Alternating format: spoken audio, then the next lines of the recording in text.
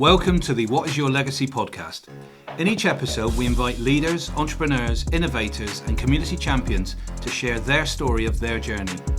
Covering the fields of sport, business, community, entertainment, politics, and philanthropy, we allow our guests to speak openly and share the ups and downs of their journey, and all of the things in between. My name's Trevor Worth, founder and chief executive of Portcullis Legals, and I hope you enjoy what we always call conversations worth having.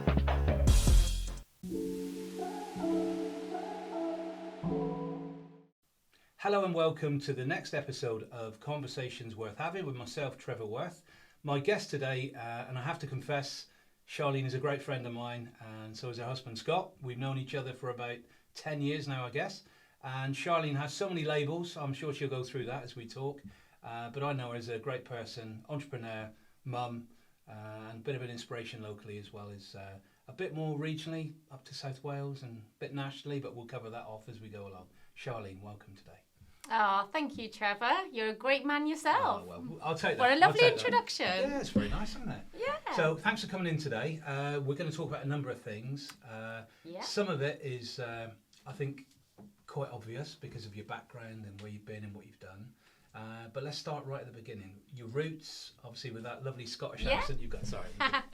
So, I'm from Glasgow. Yeah. Yes. Obviously, I'm from Wales. Yeah. Grew up in Wales, typical Welsh family. Have you ever watched Gavin and Stacey? Yes. Yeah, so Yes. We are your typical Gavin and Stacey. It was based on my family. Like, if you watch it, you're like, yeah, that is them. All my family are kind of like living next door to each other, pop in, look, I've cooked a soup, come on in. That's the type of family I grew up with. There's 6 of us children that grew up together. I've got 5 girls and 1 boy, brothers and sisters. So my mum and dad had a very, very busy time. And no TV? No TV. No. My mum is like your kind of cleanaholic. Yeah. She'd always be cleaning the windows. So my friends used to say when I'd go to school, when I'm cleaning windows. Yeah. Honestly, that is what she's like. I grew up where all my friends would always come to my house. It was a very sociable place, hence why I ended up quite loud. Yeah. Yes, quite competitive as well. Quite very competitive. Siblings, yeah. We were actually all very competitive when we were younger. So all of us were runners, and we're more or less a year apart as well. So 6 of us are more or less a year apart. So it was very busy for my mum and dad. But we used to do fun runs. I don't know whether you had them so much in Plymouth. I know you do races and stuff, but fun runs used to be a really big thing, where people would train, like the families would train and that, and we used to take every trophy in every category. Did you? Yeah, my family and everyone Even like, your brother? they've done it. My brother as well. Yeah. Yeah. Oh, he was a really good runner. Was Yeah. Wow. And all my sisters were good runners as well. There you go. Yeah. And South Wales, I know it quite well, that area, along Mumbles, Swansea, Gower Peninsula. Not as far nice, as that? not as nice as Mumbles and Gower. We'd Right. go there on holidays. I was from Neath. Oh, right. A little bit rough and Rugby, ready. rugby town, rugby, but we loved Yeah. rugby. And in fact, rugby was a really big thing in my family. So we lived opposite a pub. So my dad had a shop on the side. That sounds perfect. It was, yeah. So my dad did, he had his own, kind of did wash machines, fridge, freezers, sold them, fixed them, had 3 shops, and we lived just kind of like around the corner from the shop, and it was opposite a pub. And then when the rugby would play at the weekend, my mum would cook faggots and peas for the full pub, and we'd be in there watching the rugby. Right. So they phoned Scott when the rugby's on, and they're like, we beat you. And he's like, I don't care because I just watch football. So they don't really get the reaction they want from him. They're passionate about rugby there. Very passionate, Reminds me very much of like New Zealand and that. Where it's like, Neath was really good at rugby though, you know. Yeah, rugby was in our bones. I played rugby. I played for the Navy rugby team. Yeah, I was on the wing. Oh, there you go. Only because I was fast. Yeah, but I never wanted to be caught. No, that's the thing. Isn't it? That's the last thing you want to be. Yeah. So that obviously Royal Navy, you just mentioned that. Yeah. That was your first career move, I guess. Yeah. So when I was 16, I joined the Royal Navy. Joined as a communicator because obviously I love to talk. No. Yes. My job there was kind of dealing with like Morse code, flashing lights, communications. However, when I got to Raleigh, I was like, I just knew I wanted to be a PTI. As soon as I seen the PTIs up, but you had to be selected. Right. You couldn't join the Navy as a PTI. You had to go on like an aptitude. Is that still the case now? Yeah. They did bring it in for a little bit where you could join, and I think they've taken that back out, but don't quote me. And I think that was a trial about a year or 2 ago. Right. But they've made a lot of PTI cuts at the moment because the Navy's getting a little bit smaller than what it was. So the intake's not as much as it used to be. But then, so basically you get selected. So when I was 18, I went on PT aptitude. And then I went on PT course when I was 20. And I was one of the youngest people to go on PT course. So when I was 21, I was at Raleigh taking the recruits through myself. Wow. Which was great. That's quite young, isn't it? Yeah, I was, yeah. I don't know why, but I always think of like guys and ladies who are doing the PTI stuff is they're more mature, you know, they've been around the block. I was mature, Trev. Well, I was a 21 mature-year-old.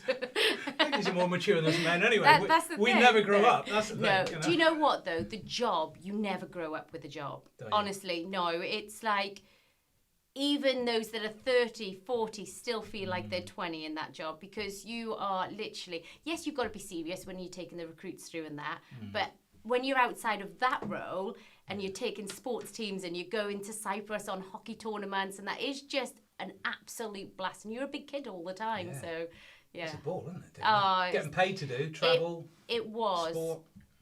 the best job in the world, and I'll always say that. I have huge respect for my time in the Navy. Loved it, everything about it. That's really nice to hear. Yeah, because I think when you talk to people who've been in services, they say they miss that camaraderie and all that sort of stuff. Oh, yeah. I mean, we've always stayed in Plymouth. So Scott stayed in the Navy for a bit longer than myself. I was in for 11 years and Scott did 27. So we've always had a huge military connection around us. So we still go to all the balls and stuff as well and still get to see everyone. And which is nice. And Plymouth's such a military city. Without the military, when I first opened my business, there's no way I would have been as successful. No. All my clients were military. They brought all their families, they brought all their children and their friends, and the ships actually did an amazing thing where they used to look after military wives when you were at sea, or military husbands as well. And they would basically offer them pamper sessions. So my salon was one of them where they offered a package for, or they could go for like a little spa day somewhere, or they could they'd come and get their hair done and everything. And then I'd invoice the ship. Ideal. Brilliant. That's a win for everyone. Absolutely. Yeah, absolutely. Yeah, so that was good. You say there about the Navy, you know, when obviously you learn a lot of lessons when you're in the forces, don't you? Oh, yes. So transitioning into business, what were the main lessons you think you took from the Navy? Oh, gosh, yeah. One of the biggest things is that you need a team around you. You need contacts, you need people. You know, one of the biggest things in business, and people oversee it, is they go on about leadership and discipline and time management. Yeah, you need all those wonderful things that then you know that you get from the Navy and all those qualities, but you need to be a people person. I believe you need friends, you need a good team, you need contacts, and the military, because you're in that environment. And when you're away at sea, I mean, we were out in the Gulf War in 2003, and you're kind of confined in this ship, and you make it fun, you know. It sounds a bit crazy. We were the first ship to fire since the Falklands conflict, but it was like, it didn't seem real, and we were all still having a good time in a very strange way. And I think that's one of the things I took from the Navy, is keeping that circle around me and that connections and stuff, which help you massively in business. It does, yeah. Because without, like you said, without people, you've got no business. You know, I think people buy from people, and that's one of the big things that the Navy taught me is teamwork, and it's huge on it. I know we've done some work with obviously guys that are coming out of the armed forces, and they're trying to get new careers, aren't they, and find their way in Civvy Street.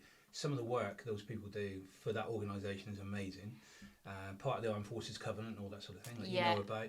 But also the talent that's there, that's not being utilised by employers, is massive. Well, I think,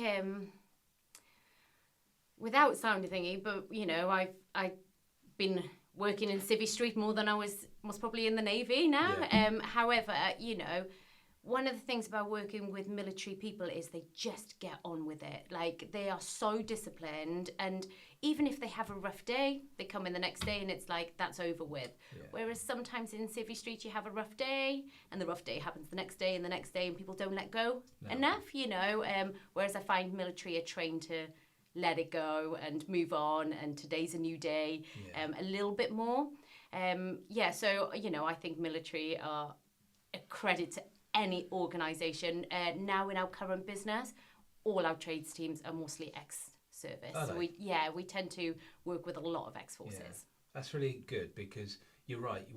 I think you can always tell ex-service people as well. Yeah. Bit of a sweeping statement, but generally they are that let's get on with it mentality. They do things. Basics, turning up on time. Yeah.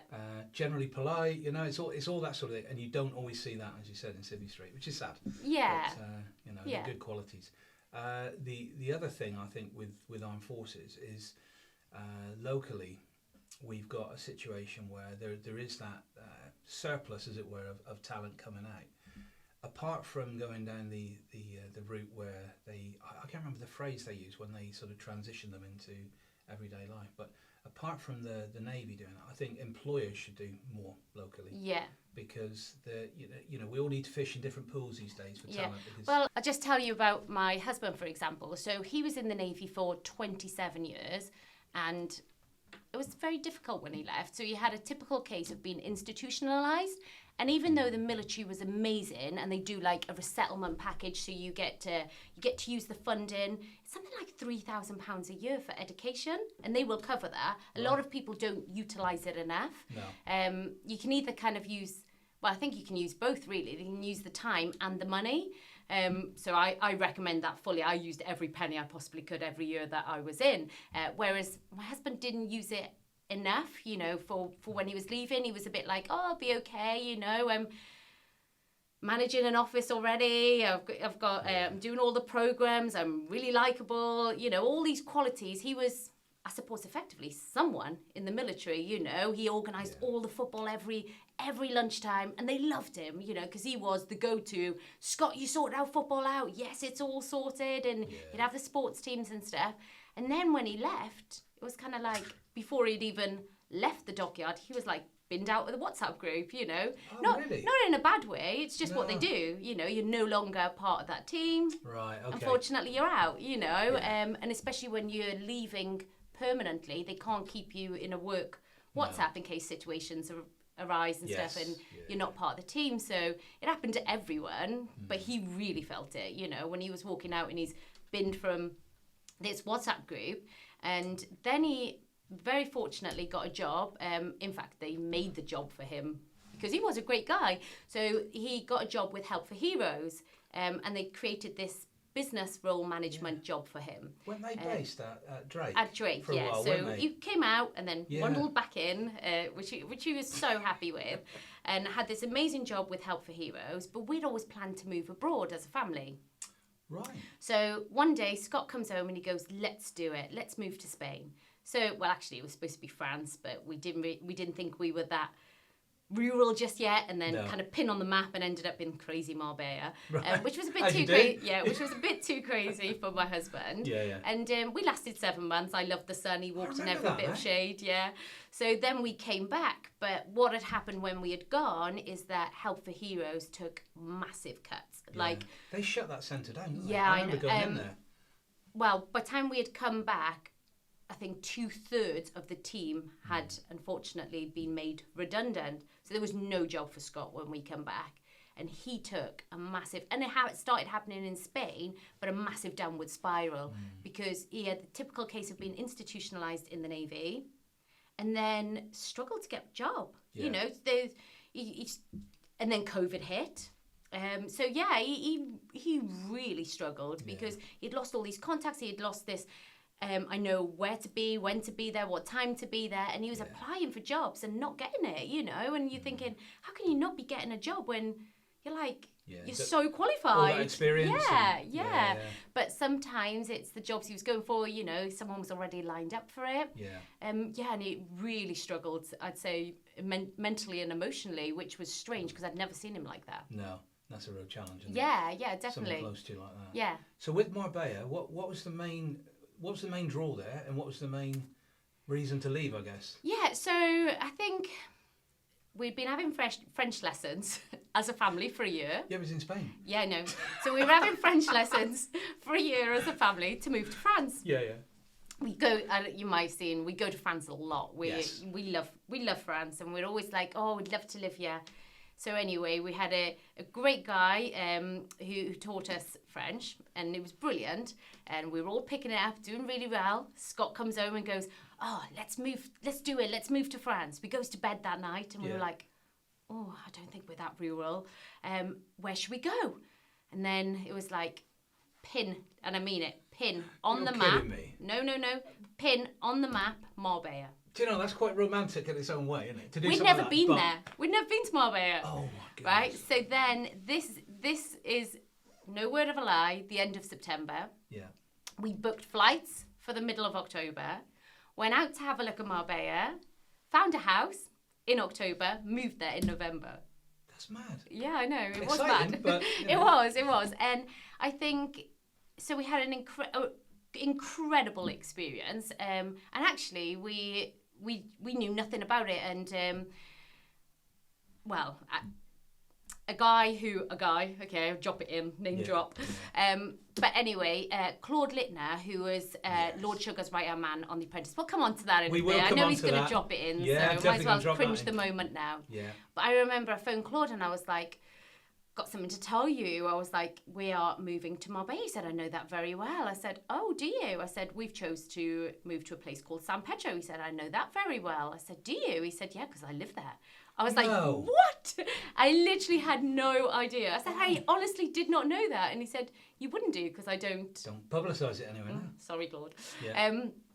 But anyway, so then we had an incredible connection when we got there, which enabled us to have other connections when we arrived, which was fantastic. So he put us in touch with the owner of Marbella University, and we had this incredible business plan about setting up basically children's fitness clubs, summer camps, should we call them. And I don't know if you've seen, but me and Scott still take some fitness camps with friends because we just love, obviously. Portugal, wasn't it, the last one? Portugal. Yeah. We do Portugal, Somerset, incredible place in Somerset. You should just go there, even if you just want a break. It is like breathtaking. So yeah, that's kind of where people come and they do fitness for the week, eat well, lose a lot of weight. Yeah. But for the children, it wasn't about losing a lot of weight. I don't know why you keep looking at me saying these words. It's like... You should come, honestly, Trevor, in a nice way. It's about being healthy. It is. You don't need to lose anything.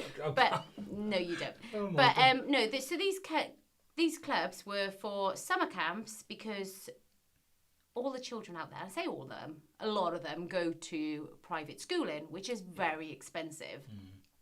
So our business plan was to basically set up 1 week, and it could be 1 week or it could be the full 10 weeks, because summer out there is a long time as well, so the children are off for a long time, where they come and basically train with you, eat well, play sports, have a great week sort of thing. But also on the sideline is to learn English, because especially the Russians out there, they want to know that their children are also being educated, and learning another language is very important for them. So anyway, because of Claude put us in contact, the owner of Marbella University was like, brilliant, this sounds fantastic. Yes, use my facility. And they had swim pool at the back, they had tennis courts and everything. And he was like, yeah, go for it. And then he owned 4 of the best restaurants out there, and basically give them to my husband to photograph as well. So said, you can become the photographer of all 4 of them. So we did actually make some incredible connections out there. I bet. But we came back. Yeah. So what brought you back? You just missed the weather? It was a difficult time. I think if we had gone now, it would be completely different. Right. But because my husband hadn't really left the military, even when he did, he went straight back to work for Help for Heroes. He literally had a case of institutionalised. There is no denying it. He struggled. He didn't think that all these incredible plans, and when I'm talking about this plan, Trevor, I'm talking that these children pay about £1,000 a week to do this sort of course. 100 children, £1,000 a week. That's big money, you know. You could be incredibly successful. Even the adults that come on the fitness camps, you know, it's about between £1,000 to £2,000 a week, you know, but they get incredible results and stuff. But yeah, so the plan was fantastic, and I think it scared my husband. He was a bit like, oh, this just seems too big, like I'm not ready for it. And even though he's the most organised person I've ever known to work with. I've always called him since we've been together my admin boy, because he is the best person and was the best person in the office at admin. He's on always, it. always has been. But yeah, I generally think it was leaving the military and going out there too soon. Right. And I had a day where I thought, Scott's not happy. We need to go home. And I said to Scott, I was like, we're going home. And it was like this whole weight had been lifted off his shoulders. Yeah, so yeah, we came back. Yeah. And you are a team, you know. There's that. That's the thing, it's you know. not one person's dream or another, we always said that it was a trial for all of us, and unless all of us were 100%, that was the only way we were staying. Yeah.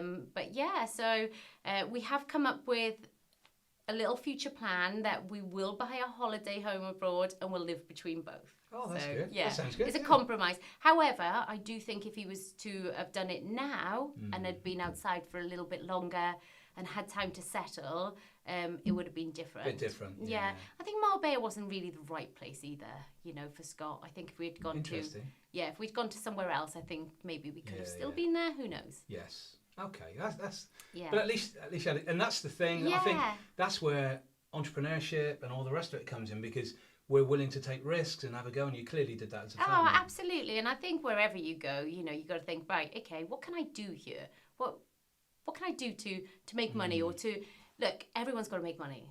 Yeah. Like people say, money don't buy happiness. But if you haven't got it, that's you know. So you've got to work. Yeah. It gives you choice, doesn't it? I think money gives you that freedom to make decisions that you want to make. And, you know, have you ever seen that show called Undercover Millionaire? I think it is Undercover Millionaire.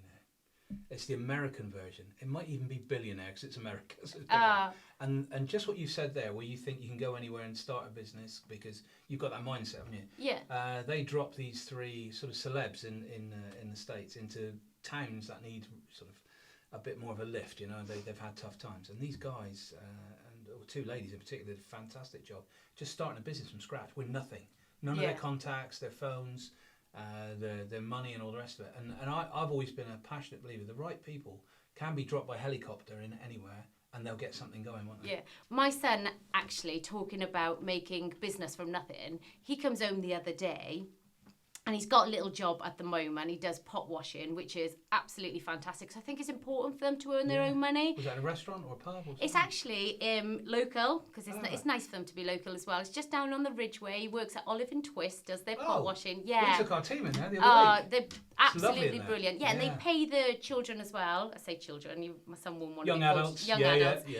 They pay them like the level up from minimum wage, which is great as well, and they get to share the tips.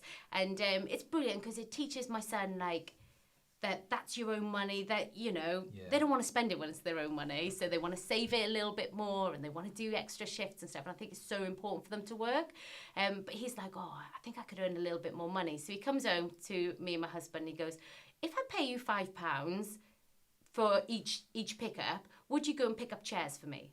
So we were like, what? He was like, right, so there's an app that gives away, I shouldn't really give his plan away here, should I? No, keep it secret. No, but there's this app that basically people give away free stuff.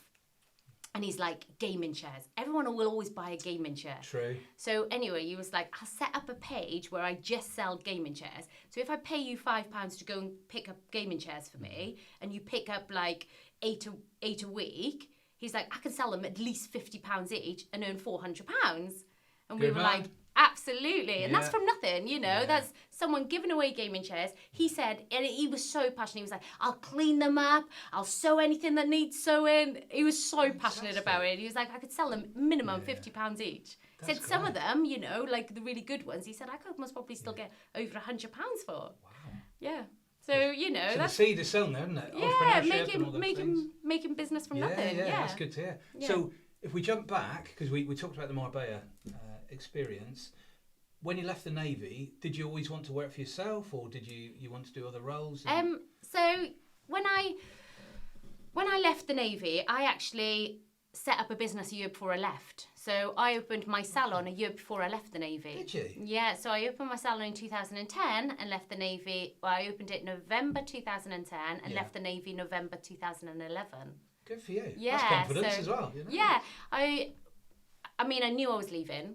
I fell into hairdressing. Hairdressing wasn't really meant to, well, never even been in my equation, to be honest. What had happened is, unfortunately, we lost a little boy. And as you can imagine, any mum that loses their little boy isn't in a good place. And it was my son's identical twin. And yeah, that's fine. So our little angel, Kaylin. So anyway, I was struggling. We lost him in the October, and I went to Plymouth City College, and I said, "What course do you have available? Like, what's your next course is?" And they said, "We have a hairdressing course starting in January." Right. I was like, "I need to be on that course. Something to focus on. I need to be on that course." And they said the course was full. I was like, "I need to be on that course." Explained to them the reason why, but explained that I didn't want anyone on course to know. I didn't want anyone to know, like, I'd lost the little boy, because I didn't want anyone to ask me was okay, because I wasn't okay, you know. And I was seeing, like, friends and family, and they're all like, "Are you okay?" And I'm just like, you know, stop asking me that, you know. And I just needed something new to do. So I think it was my husband that encouraged me, like, maybe go and do a course. So it could have been any course. It could have been sewing. It could have been plumbing, anything. But it was hairdressing. So I started that in the January, and it was supposed to have been a 2-year course that I completed in 9 months. And I started straight away, and I had this flair for hairdressing. And I think it was because it was like my something good coming on something so bad, you know. I just channeled everything into it. I give it my full focus.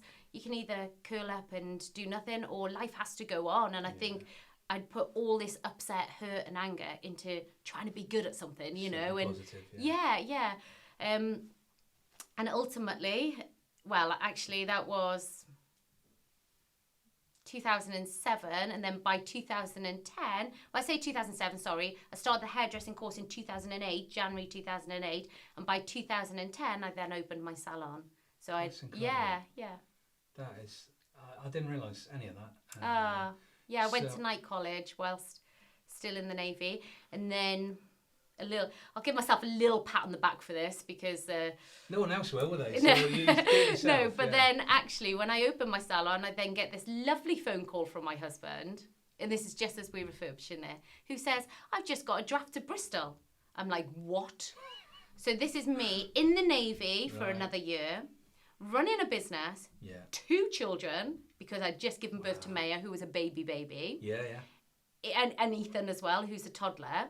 On my own, no family, in Plymouth. So I used to work in the dockyard, and this is no word of lie, and actually my chief, Dutchy Holland, he knew what I was doing, but kind of, he laughs about it now, but I used to sneak off, go and help them wash hair, and sneak back to the dockyard. I'd go out every lunchtime, any break I'd have, I'd go in, help them, clean back up, and go back to the office. Wow.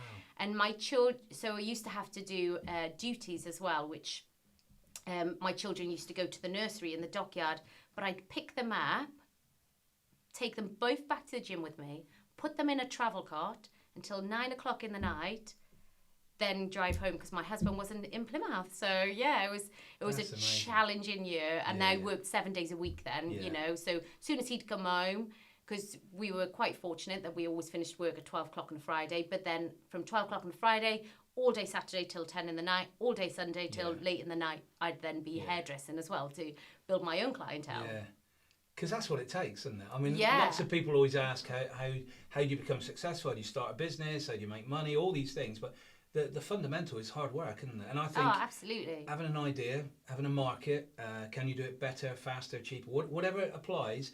But if you haven't got that stomach for a fight, I mean, our property business, property management that we're doing now, and that was literally exactly everything that you've said there, because we knew we were going to start with almost zero to begin with, zero income, and it is one of those that, you know, the income just grows very, very, very slowly, and you've got to be able to ride it out and have belief that it will work in the end, you know. But we'll go on to that in a bit, but one property barely brings you in anything, 2, 3, 4, you know.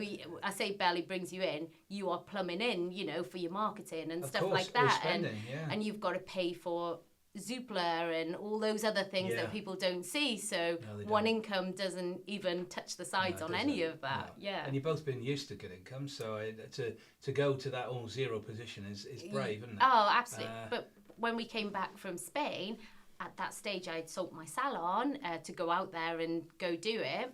And when we came back, we were both jobless. We were like, what do we do now? Yeah. That wasn't the plan. No. Yeah, so. But I think, in fairness to you, you guys have got such a good reputation in the area. You're very well connected, very likable, and so doors are going to open, aren't they? But you've still got to find that opening for yourself, haven't you, in terms of what do we want to do, what can we do better at, Well, it was a tough time because when we came back, which was in 2018, COVID had hit as well. So, there wasn't much. We'd come back just before COVID, but then as COVID hit, there was very little opportunity. So we were like, what do we do? And my husband was struggling to get a job. And that's where I suppose I kept saying we need to set up our own business. Property management seems like the most logic thing for us to go and do. We did have some properties that we were renting out ourselves, and we'd do a good job on those. My husband also does photography. Yes. So he has always done it as a sideline while he was in the Navy. So we used to do weddings together. So I'd do the hair and makeup and he'd do the photography. And we were like, hey, you already know how to take photos. And one of the biggest things in property is being able to market it and being able to take really good images. Showing its best light. Yeah, because some people go in with their phone and, take horrendous pictures and stuff. So I was like, we kind of already have the full package with greater admin. So it seemed the next logical thing for us to do. Yeah. So. I'll tell you, when we first met, you might not remember, but it was we came into your salon, didn't we? I do remember. Which, me in a salon is not. I remember you sat on the we had a kind of chaise lounge sort of sofa. Yeah, we brought our team in, didn't we? Yeah, and, that was it. I remember, and obviously I didn't have my hair done, did I? Because that would be a challenge. Not even you can work that miracle. But you treated them, didn't you? Yeah, I did. Yeah, I did treat them all because I think we just won. We won a Herald Award. You'd won a Herald Award, and we won it. And I just thought, give them a treat. So they all had their hair done. I had a shave, and I didn't know whatever. Yeah. And but I remember how the salon felt, because I think you can go into lots of businesses and it doesn't always feel quite great. And we try and replicate that obviously here at our business because it's that old cliche. It's how you make people feel more than sometimes what you do for them, and that's really, really important to us. So we definitely felt it there. But I remember when we came in. And you and I kicked around some idea about an academy of entrepreneurship. Oh, yeah. And Andy was involved. We still need to do something. We absolutely do. Yeah. Because that gap's still there. And I think there's still a market for. And I think teaching children about business is so important, and not just about business, about life skills and finances, and helping them find something that they're good at and believe in as well. Yeah, because it gives them confidence, doesn't it? Yeah, that's I mean, even my son saying about selling those chairs, getting them for free and selling them, watching him have that idea is all about his own confidence. He believes he can do that, whereas a lot of children don't believe they can do that. They think oh, how would I do that? And it's you just do it, and it's just giving them that confidence and stuff. Yeah. I think as well though, sometimes it's we know what it takes, so because we've done it, but it's you think everybody thinks like that, don't you? Yeah. Everybody's got that sort of mentality, and they haven't, have they? I get so many people that message me and say I'm thinking of setting up my business, but I don't know where to start. Yeah. And I'm like, have you started? Yeah, absolutely. That is it, and it's you just got to start it. Yeah. I remember years ago, and I obviously paraphrase this when I talk. It's about the best time to start a business was yesterday, wasn't it? Because other people are already doing things now, and you're already behind the curve. So get involved, and like you said, start. Yeah. And I think when you're younger and you don't have mortgages or children and other demands on your time, that's a really great time to take risks, isn't it? Because there's nothing to lose, is it? I think it's just starting without major expectations. If you overthink it and you create this huge business plan that is going to cost you a fortune to start, and you think you're going to get, and I'll talk about properties or hairdressing, both completely different things, and you think you're going to get 1,000 houses straight away, or you're going to get 1,000 clients straight away, and you're planning on that. It's just ridiculous, because you're going to plan your outspend on that, and that's not going to happen, you know. So you plan on one client and you plan on one house, and you just start. You do, you know, and then you only bring in the things that you need as you grow. Yeah, true. And you're becoming serial entrepreneurs now, aren't you? Because it's different sectors, which is interesting. I've stayed in the same zone, you know, although I do some things outside. But I think that's more interesting sometimes, that you're trying different sectors, because they all need a bit of innovation, don't they? You know what? Like, hats off to you, Trevor. I think you're incredible at what you do. You are great in Plymouth yourself. You're a huge role model to me. So thank you. I'll drop that in there for you. Thank you very much. No, it's true. It's so true. I always enjoy coming to your office. You have one of the nicest teams, also welcoming and stuff. And it's great that you've stayed in the same sector, because you know your sector inside out. I don't think there's anyone more knowledgeable than you, and I wouldn't use anyone else to do my will other than you.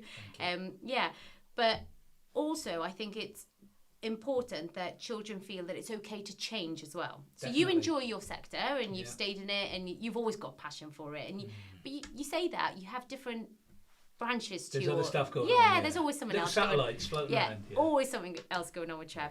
But I think it's important that children really have the confidence to know that it's okay to change. Yeah, and to fail. So and it's not failing, it's learning. I think if you didn't win this time, or you didn't get that role this time, then you've just learned something, which is so good. You know, you've just literally had a free course technically. That's know, and I try to teach my children so competitive, and it's hard when they don't win something, and I'm like, but think of all that thing that you did get from it, and it's okay now to go back and try again, or you know. But one of the biggest things that I find is if someone leaves a job, or they decide to go on to do something new, what's the main question they get asked? What's gone wrong? Well, nothing's gone wrong, you know. And why are you leaving? What happened there? Or they've had a fallout with that business, you know. And not always the way, is it? Why do people think that? Like, that to me is crazy. So we're living in a world where we can walk down the street and not know a single person. Like, you walk into Plymouth, down that road, and you'll be like, don't know. And that is how many people are in the world, you know. It's a huge world. And you'll ask all these people, what job do you do? What job do you do? Everyone is doing something else. Why were you born to do one thing? I know. Like, well, why should that be the case? Why could you not go off and do something and then be like, hey, I had a great time, but I'm coming back now? It's okay to do that, you know. Or you go off and do something else and go, like, I love every chapter of what I've done. You know, I've had a military chapter, and they've all been about the same sort of time, about 10 years in each. A military chapter, a hairdressing chapter, and now a property chapter, you know, and I've equally loved each one. Like, I didn't leave one for any reason. It was just time to do something new for me, and that's the type of person that I think maybe I am, you know. I like to trial new things, and that's what I want to teach children, that it's okay to go, I'm doing this, I'm really enjoying this right now, but when the time comes, it's okay to do something else, and I'm not going to feel like a failure, and I'm not worried about someone asking me, why are you leaving? And I'm not worried about thinking of the answers of what I'm going to say. That's what people do. They go, what am I going to tell everyone? It's true that, They shouldn't be even thinking, why are you leaving? It should be like, oh my God, that's amazing. Like, I bet you've had people that's left you at work. And we have. You know, we've lost some good people. We've lost some not so good people. Yeah, and it's not even... You wish them well, don't you? And absolutely, because it's not even like, you've lost them, but they're always there, you know. If they're good people... They're always there. They're going off and they're recommending you to another business or another, you know, form of line of work. And I think... But that's why that thing about, you know, when you have interactions with individuals, okay, sometimes you're going to have a bad day, you're not in the right frame of mind or whatever. But generally, treat people well, because they do talk about you elsewhere. Yeah, absolutely. And they may only have met you the once, and if that's not a good experience, that sort of permeates everywhere. So but you're right. I think, you know, you should encourage children to think, you know, as big as they can. Try anything, and one of the do things you really enjoy. One of the things they do in school, and this does bug me a little bit, and I do it to the kids. You know, what do you want to be? What do you want to do? You know, and we're constantly like, what do you want to do now? And then they tell us what they want to do, and we go, they want to be a pilot, and we almost never give them the option. To choose something else. It's like, we'll tell all our friends, and they'll come around and be like, he wants to be a pilot. He wants a pilot. I mean, he said when he was 7 he wants to be a pilot. And we're still saying when he's 17 he wants Things to have be a changed a bit. pilot. Yeah, and we yeah. haven't given them the option to be open-minded. No, that's What true. we should be saying to our children is, you want to be a pilot now, but be open-minded. Yes. There might be someone else that comes up. Always.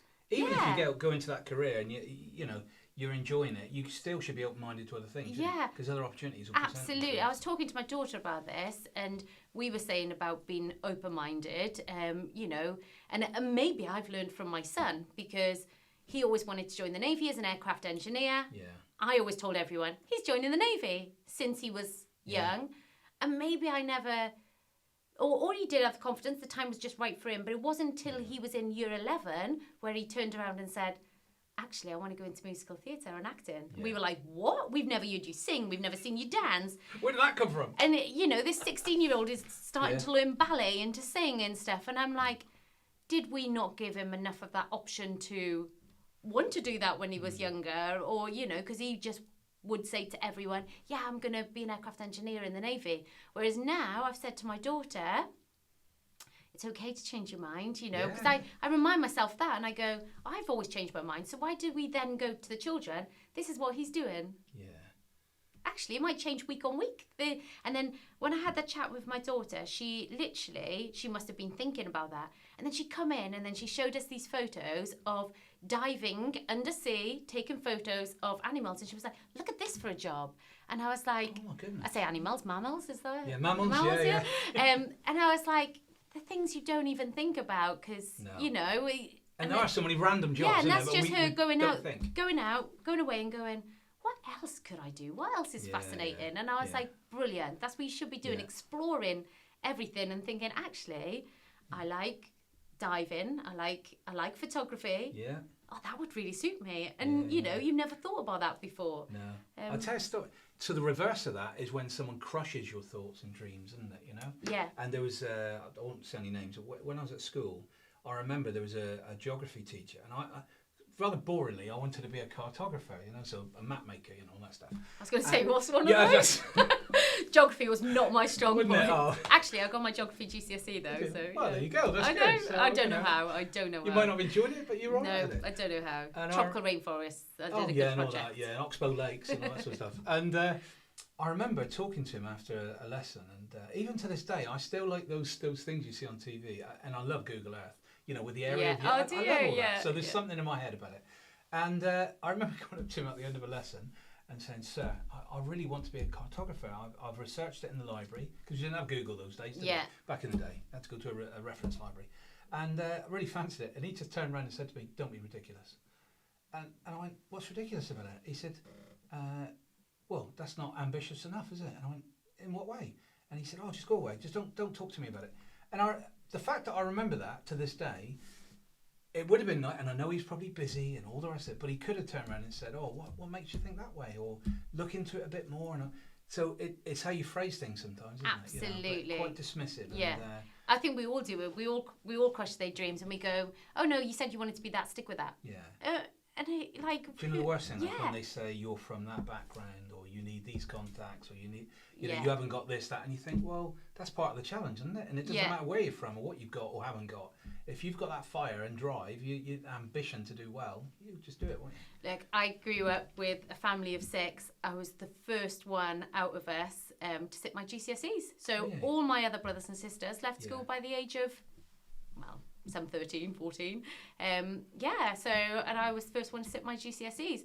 And the teachers would be like, I was the youngest but one, and they would be a little, don't get me wrong, if any of my old teachers listen, I actually did love my teachers. But they would be a little bit like, oh, Charlene's a Mayors, and anyone in Neath knows what a Mayors is. That's a thing, is it? Yeah. Charlene's a Mayors. You know, right. we were a year apart. We were all best friends. Big family, Yeah, you know, we were a little bit trouble. Yeah. Shall I say, we had a great time. We had a lot of fun. Yeah. Caused a lot of mischief. And the teachers would be a little bit like, she's not going to sit her GCSEs. Right. Yeah, so, and I did. You did. And my Good parents for you. got to go to their first ever awards night There because you I go. won Most Improved. Because you? they didn't expect it. Yeah, so when I was in year 11, I got an award for Most Improved. And no one in my family had ever been to the awards Fantastic. night. Yeah. it's whatever victories you can get along the way, isn't it? You know, yeah. So the one thing we've not talked about yet in any detail, which we've obviously got to, is the Apprentice. And you touched on earlier about how young people should be given that torch really to carry, that they can do whatever they want, you know, and find a market and all those things.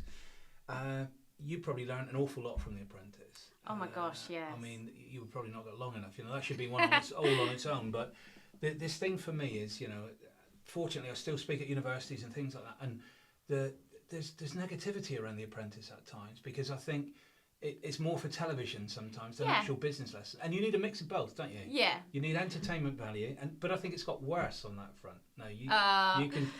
I mean, I love The Apprentice. Of course, I love The Apprentice. Because I did it. It's a big family thing for us. Whenever it comes on, we all watch it.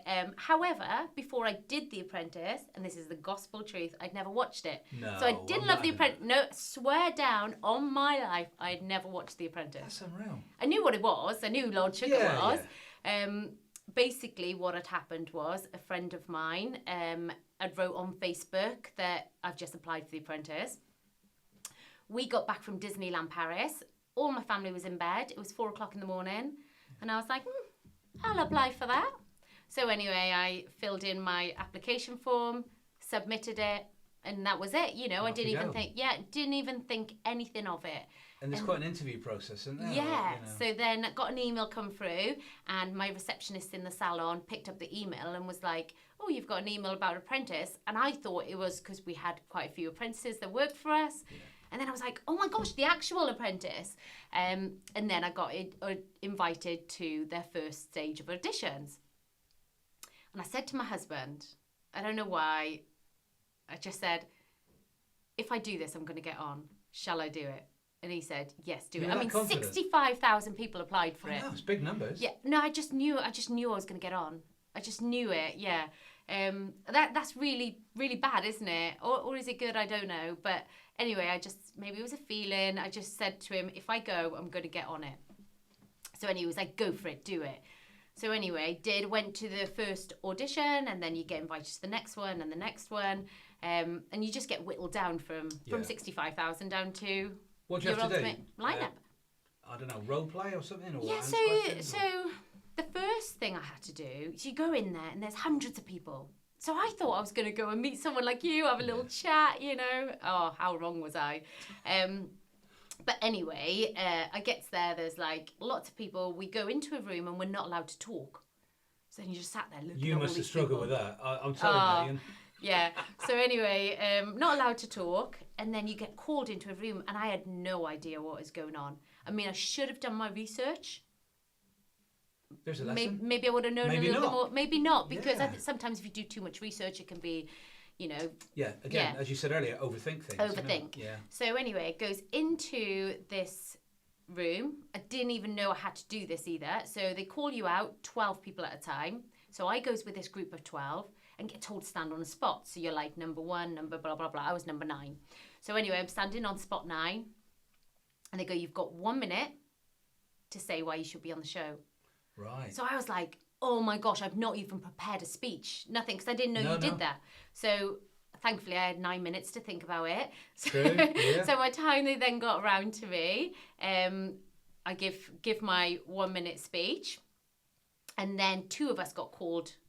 I can't remember what the other number was, but anyway, it was number 9, step forward. Yeah. Everyone else got told to leave the room and got sent home. Wow. And they were like, you're through to the next round. And we were like, what the heck? So anyway, that day goes on. I mean, my husband... Well, they keep whittling it down on the day. Yeah, so my husband and the kids dropped me off. And I said to them I'd be about half hour. I was about 8 hours. So honestly, it's all day. Where was this? Cardiff, Bristol, London? In Birmingham. Birmingham, right. So then from there, you then go into another room and you build a chest of drawers. Right. Yeah, and then from there, you then go into another room. When you're building the chest of drawers, it's with a group of people. Right. And it's they're watching who takes charge, who delegates well, who works well as a team, and all those sort of things. Then you go into this other room and you set up a business. And then it's like on a whiteboard, and you'll work out everything. Map it out and then from there, you then go into another part where you rank yourself. So then you're in this line with like I don't know, about 20 people. And you have to put yourself out of these people that you barely know, where you think, who's the prettiest? Like stupid questions. Love like, Island. They do that, don't they? When they all so where do you think you fit in this row of being the prettiest? Wow. Yeah, so I put myself down the bottom. And then, because I was like, I'm not even going to go against those egos. And then this guy, Scott, who actually got on the show as well, said, I think Charleine needs to move up. I always remember that. I was like, wow, thank you. It's a Scott thing, yeah. And then, I know. And then he's the one that actually left, which was a shock. And then another question they asked is, how successful do you think you are? So then I went straight to the top. And stood at the top. I remember doing that. Do you literally have no time to think? And you're like, where would I put myself? And I'm like, okay, I'm going there. And then they were like, oh, why do you think you're the more successful? I said, well, it depends on how you rate success. I think what I've done so far in my stage of life is pretty successful, sort of thing. And then, no, actually, I tell a lie, right? There was a girl who, as you might know, I didn't get on with very well on the show. But what I did before that, and I'll put my hands up and say I did this. So you, on that successful question, you had to put yourself on the line of where you're more successful. Obviously, I went to the top, but then what I did was she was stood there as I went and put her there. Yeah. No. Yeah, because then I thought, okay, you can go there, so you can take the ego one. Yeah, and she literally was like, whoa. So yeah, I moved it. Right. Maybe, we both then got on the show. So maybe there was a little animosity that had already kicked in from nobody that had day. seen. It's just, So yeah, I put her there quickly because I thought, I'll just give that one a little extra ego just so I don't take it all on that. And then there was, what other questions was there? Just like little things it was. You'd all have to, so they throw you an item and then you all have to sell the item on the line. Right, okay. So there was that. Yeah. Because they're all sort of related, obviously, to personality and skills, but also the tasks that came up. Because the one show or episode that everyone watches is the interviews, isn't it? Yeah. Talk to us about that, because that must be... Oh, it's horrendous. Yeah, it looks horrendous. It is absolutely horrendous. I mean, everything takes really long as well. So, like, what you see is an hour, whereas the interviews, are like a 16-hour day. Do you know what I mean? Right. You go there at early hours in the morning, and you're still there at late in the night. Yeah. The interviews with each person is way longer than what you see as well.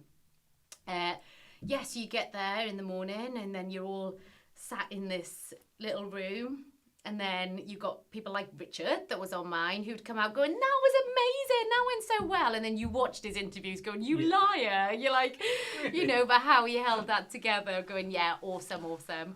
And you're thinking like, oh my God, I just got annihilated. But actually, I say I got annihilated. Mine wasn't too bad. No. When I went in with Claude, I was the only one he shook hands with. Ah, right. Yeah, so when I still think I'm the only one he's ever shook hands with.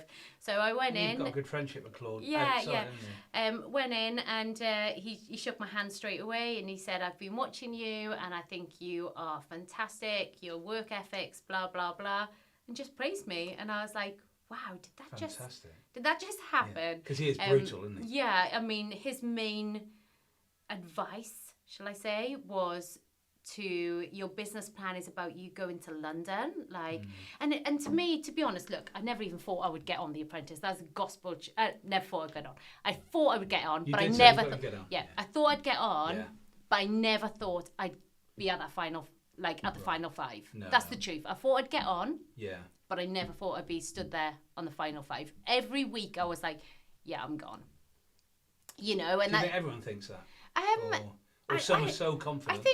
I think that I say I'm gone. It wouldn't be that when I'm going into the boardroom I think I'm gone. I must probably still be thinking, what on earth am I still doing here? Yeah. I'm on there with people that have been to the best unis. They've got degrees up to the yin yang. I don't even have an A-level, So I was like, I started having this stutter in the boardroom. Right. And I've never had a stutter in my life. No. Never had a stutter. And I'd go into the boardroom and I would stutter. And I'd be like, where is this stutter coming from? Where's that coming from? And it was, Claude used to speak, and Karen, they used to speak up for me because they used to be a bit like, when she's out, she is like literally a workaholic, bestseller and all this. You know, I was one of the bestsellers on there. But I'd go in and Lord Sugar would ask me a question and I'd just start stuttering. And that to me was a great experience because I have learned how some of the best work team buckle on pressure and I say buckle on pressure, nerves, they take over. And to be honest, it was good to feel that because it's almost made me an even better person. More appreciative of other people going through. Oh my gosh, yeah, definitely. But that was the first time in my life that I had that. So then when we go to the interview, I'm like literally feeling like that all day, you know. I'm thinking, oh my God, and it just, every person I was going in with. But then I went in with Mike, and again, he was like so complimentary about me, and he said, I really admire your work and everything you've done and achieved. And I just walked out there and just thought, why did I just get all that praise again? And I mean... Well, the one I love, sorry to cut across, the one I love, apart from Claude, because of his blunt style, is Linda Platt. I'm coming on to her, don't you worry. I am coming on to her. So anyway, one of the things I didn't do, I didn't lie in my CV or in my business plan in any way whatsoever. So a lot of them lied about what they had achieved. So I didn't have no lies. So I think that really helped me. And then I go in with Linda. So she was formidable is the word. And I was thinking, this is going so well. I was like, that's just gone really well. That's gone really well. And I was like, goes in with Linda, sees this blonde woman, and she's like quite petite, and I'm like, she was like, sit down, and I was like, oh, this is going to go so well. Oh my God. And I think because she's so ruthless, like, so I don't know if you've seen, but on task 10, I cried. So anyway, I cried because I was so disappointed that I'd let myself down. I'd got to the last hurdle and just felt like I'd let myself down. And I got a little bit emotional with myself. So I'm in the boardroom and I just, you know, I'm explaining to Lord Sugar, but I'd already had like this nerves whenever I'd speak sort of thing. And I'm explaining to him that, you know, I'm kind of sorry. I made a shit rubbish. It's supposed to be in a health bar, and I didn't even know how to turn the blending machine on, and no one would help me, and I was just like, oh. So anyway, I guess a little emotional. I goes outside the boardroom, and I comes back in, and I was like, look, I'm really sorry. You know, I'm just really upset with myself. Explained about getting to the last hurdle, and I'm just disappointed. And anyway, Linda Platt then says to me, so in task 10, you cried. And I was like, yeah, I did. And she was like, so what are you going to do in business when things aren't going to go right? You're going to cry? And I was like, oh my God, I'm going to cry right now. Literally, I could feel, I could just feel like this. And I was just like, yeah, sometimes I cry. I was like, I wear my heart on my sleeve. I can't help that. Nothing wrong with that. And she was like, really? Do you need to cry in front of me? And she just kept going on about cry. And I walked out with her. And I think I cried for about a week after. Yeah, it was emotional. Oh, great experience. Yeah, she is ruthless. And obviously the one that everybody wants to hear about is if you could say a few words about Alan Sugar in terms of, or Sir Alan, what do you take away from someone like that, having worked closely? Do you know what? He's incredible, really, and what he's achieved. And I mean, if you've read some of his books and stuff like that, I mean, they're always great. You learn a lot about who he is and stuff. You don't spend much time with him as such. No. You spend a lot of time with Karen and Claude, but these people are working for his idea, and you learn so much from them that has obviously come from him as well. The way I explain it is like the best business course you could ever do in your life rammed into a few months. Like, I was like a sponge. I was learning from everyone all the time. Honestly, it's just, that's priceless, isn't it? Things I learned. I mean, even to the extent of like, you know, you think, oh, I can just brand that and do business there, or I know how to do that, or I know how to do that. And it's just, you take a lot from it, And sponge is the best way to be, isn't it? In life, because... I was just learning. I loved it, pick things up for anyone. Well, I've really enjoyed the chat. Me too. There is one question we always ask at the end. Obviously, until the podcasts are out there, people don't know what this question is going to be. What's your favourite chocolate? Oh, my favourite chocolate, I'm going to have to say, is Galaxy Caramel, because it's like really smooth, a bit like me, see? Smooth, well, there you go. But, and when you bite into it and you get the runny Galaxy, then Galaxy That's Caramel. Interesting. Yeah. Because people come out with all sorts, and normally we have to ask them why. And it has to be warm as well. Oh no! Not in the fridge. No, you don't put your chocolate in the fridge, do you? Yes, I do. Yeah. Oh, and I bet you dairy milk as well, aren't you? So No, that is really hard. no, Or I'm no, not. you? I'm Red Bounty. Oh, are you? Because I love dark chocolate and I love coconut. And my hips are the coconut, so it fits, you know. Yeah. But we don't get that one. I don't think anyone said that. But Really? we've had dairy milk quite a few times. Yeah. Which really surprises me. Yeah, because it's quite bland. Yeah. So in my family, it's they all like dairy milk and they all like it in the fridge. Whereas, Do they? Yeah, Galaxy's just creamier, tastier. How do you like warm chocolate? I don't get that. Lovely talking to you, and thank you for your time today. And we should do another one another time. Yeah, absolutely. We'll talk about business and the academy thing and all that. You know. Yeah. Thank you very much. People need to know that I fought in those final months harder than I've ever fought for anything in my entire life to keep the Raiders going. In fact, there are records behind the scenes that can actively demonstrate how hard I worked.